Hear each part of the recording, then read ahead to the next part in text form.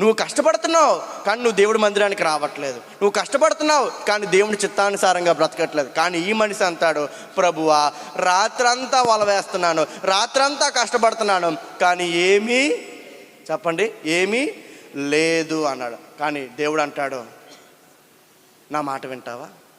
ఏమన్నాడు దేవుడు? నా మాట వింటావా? ఏంటి ప్రభు అంటే, ఇటువైపు వలే. స్తోత్రం చెప్దాం. అప్పుడు అతను అంటాడు, నీ మాట చెప్పున నేను వల వేస్తాను. గట్టిగా స్తోత్రం చెప్దాం.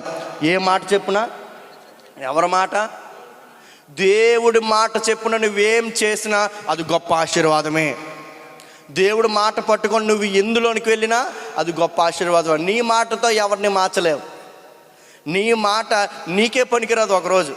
చెప్పండి, నీ మాట అచ్చ ఏంటి ఎలా మాట్లాడుతున్నాను అని అనుకుంటారు. కానీ దేవుడి మాట ఎంతటి విధానంలో ఉన్న వారినైనా ఆశీర్వదించగలదు. నీ మాట చెప్పని నేను వల వేస్తాను